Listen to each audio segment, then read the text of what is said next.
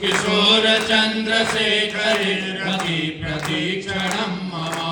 राधरेन्द्र नंदिनी विलास बंधु बंधुरस्फुरद्दि कसंतति प्रमोदमान कृपाकटाक्ष धोरणी निरोध दुर्धरापदि क्वचित् दिगंबरे मनोविनोद मे तु वस्तुनि जटाकटाह संभ्रमं भ्रमन्निर्झरि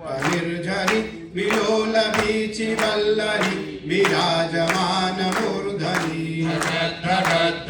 ज्वल ललाट पट्ट पावके किशोर चंद्रशेखरे रति प्रतीक्षण